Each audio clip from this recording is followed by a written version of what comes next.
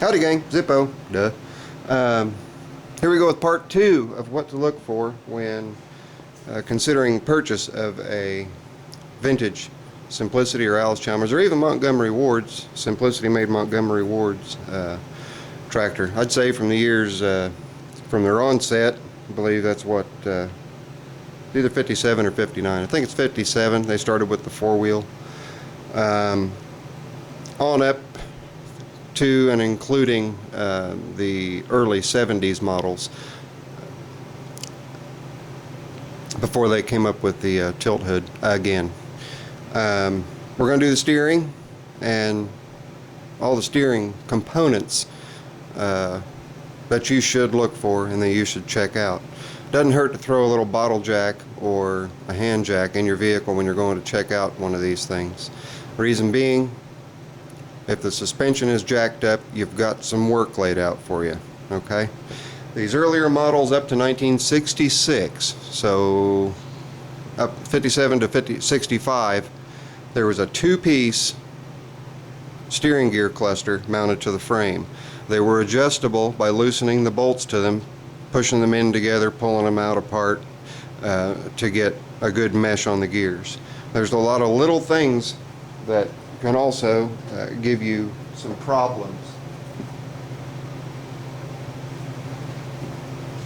And it's hard to come up with the parts for them, and even though some of the parts are no longer available, some are still available, and those that are still available are costly because of the age of them. First off, this is what the steering wheel the steering arm connects to, okay? You've got this universal type joint here, and you've got a bushing here and a bushing here, and then the bolt goes through just a big steel block. You can see that wobble. You can get some wobble in your steering there. You can also get some wobble in your steering if these bushings have not been well maintained. There are no grease zerks, squirts of oil. There is a grease zerk, however, for the main shaft, and these do separate. I noticed when I was taking one apart, they'll separate and you can replace just the gear or just the shaft. And there are bushings inside of this piece that can be replaced. There's a C-clip that holds the shaft on. Pop that C-clip out, the whole thing comes apart. But you see that rocking right there? That's a bad bushing. This one was taken out of Ugly Alice. Anyway, all those things can cause you issues with your steering as far as slop in it. That's just in the gear part, the 2-piece gears. The 1-piece gears that go from 67, I think, up to, what would that be, 72, 73, something like that. Or they're a little easier to adjust out, and they're also a little easier to find than these 2-piece units. But watch the steering wheel and you will see. I want you to watch here and also watch right here, okay? That's what your drag link attaches to. That is this piece under the tractor. That's what your large gear mounts to, and there's a keyway in this. Let's see if I can get it to where you can see it. There, see the keyway? You've got 2 stops, one that goes into the keyway, one that goes onto the shaft. Usually those hold pretty good. You got to watch and make sure nobody has welded this together. If they have, you got to grind the welds off, pull everything apart. Whatever you pull apart is probably going to be trash. You have to replace the whole thing. So anyway, watch the steering wheel and watch the drag link down here at the bottom, okay? Watch the movement down here with the amount of steering wheel play there is. See all that movement in the steering wheel before the drag link starts to move? That is a worn out keyway in this piece. That's what's causing that problem. You can either take this part off, make another keyway, machine another keyway through it, or try to replace this piece with a good one. I do not recommend welding the two together. You can do it if you want, and that will solve your steering slop, but there's other ways to do it. You pull that off, check your keyway. If your keyway's bad in your shaft or your keyway's bad in that part, that can be fixed, that can be cleaned up, that can be repaired. Another thing that you want to watch for, I'm going to zoom in here, let me get it down a little bit, and zoom in, down a little more, okay, right here. You want to check if there's any slop in that. If there is, that's easy to adjust out. There's a cotter pin in here, take the cotter pin out, use a flathead screwdriver, first back it out, clean everything off, repack it with grease, turn that back in until you have no more lateral play in it. Same thing with the front. Let's get over to the front here. Right there, okay. Same thing with the front. You want to check and make sure that when you're in the steering that there's not a whole lot of play in that. Adjust it out till it's just like you would a feeler gauge in a set of points, just where there's barely any drag. Now, something else to look for. On the front suspension, there's a number of things. I'm going to go through this as quick as I can. We got 6 minutes and 10 seconds. All right.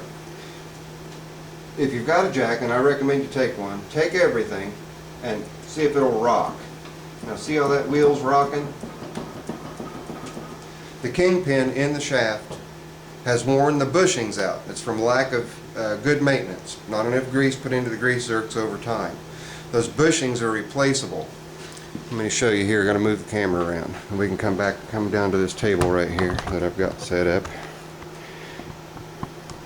And we'll get back all the way out so you can see everything. Okay, now, the problems. Well, maybe. Alright. The bushings are available. They're about $3 or $4 a piece. Not too bad. Press the bushings out. When you pull your kingpin out, you want to look for wear grooves on your kingpin. If you've got wear grooves on your kingpin, you either need to weld it up and fill it in, or see if you can't find a suitable set of donor kingpins. On these earlier models, the axles are canted in. That's normal. They're supposed to be. Also, the steering is limited with the 2-piece, and when they went to the single-piece steering gear mechanism, your turning radius tightened. There is a way to change that with your earlier model steering gears. It's in the axle. These pins right here are your axle stops. You can bend those in to give yourself more steering clearance, tighter radius steering. I've done it on a couple of mine, and it's great to have it to turn as tight as the later models did. Okay, on the front axle, see that big groove? That is bad. When you jack the front end of the tractor up, do so on the frame to leave the axle hang free, and then grab the axle on either side and twist and see if the motion moves up and down. If it moves up and down, chances are you've got a big groove in there. You don't have to get down and look at it, you'll know. That would need to be welded up, ground out, and then the piece that it slides into, this just happens to be a new old stock, but the piece that it slides into is this. And all you're going to have is a piece of angle iron. You're not going to have this bung on there. They did this in the later models, and they did it for the replacements on the ones that wore out, so that when you would put that on, even with the worn pin, you had very little play. Okay?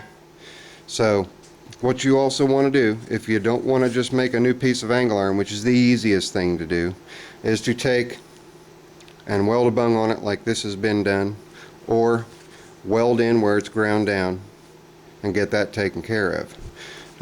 Another thing to be cautious of when you're dealing with the steering is the bushing that goes into the center of the axle that holds it in place. You'll get lateral play in that just by the nature of the beast. What you do not want is vertical play. That means that your bushing's wore out, or your hole is wallered out, or your bolt is worn out that's holding everything together. Also, everything that I've mentioned is good things to keep cleaned and keep well lubricated. And that's it for part 2. Stay tuned for part 3. Later, guys. I'm out.